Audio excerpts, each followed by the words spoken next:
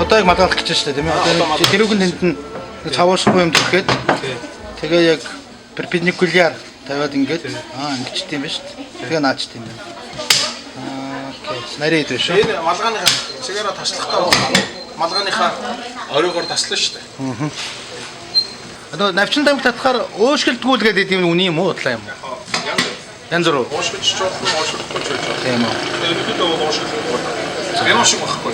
За. Тэгээд шахна юугаараа Хөдөлгөөн тамхиныхаа ам тэгээд тэрний тэр гоё арома шоудээс тэндээс автаашаад гэнэ шиг явжээраа.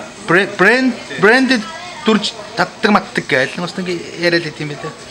Янз янзд авах тийм ээ. Зарим хүмүүсийн концепшн уудаг хэрэгэлдэг зүйлүүд нь яг ерөнхийдөө бол жоохон маяг донж идэр бас байгаа тийм. Тэгээд дангаараа бас явахгүй шүү.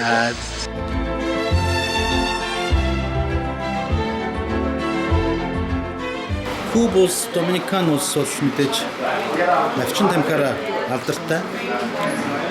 Брэнд нэг юм туристуудад зориулсан ерөнхийдөө навчин тамхиг яаж хийдэг the very simple way харуулж байна. Тийм хатаасан навчнууд байд юм байна шүү дээ. Тэгээд хатаасан навчнуудаас ахын ингээл ороогоо тэгэл кат хийгээл тэгээд энэ хэлбэршүүлэх юунд ингээд тавьчих юм байна.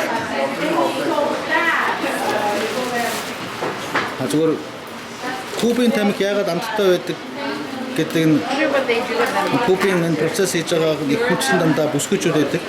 Бүсгүүчүүд энэ тамхи орохдоо одоо өвдгөн дээрээ одоо гоён дээрээ гэх юм да.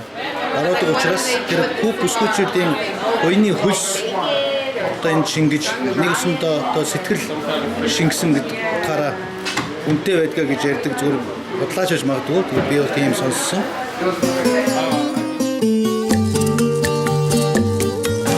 Ингээд эргүүлчих юм. Уг нь амархан юм байна. Би ч хийж мээр.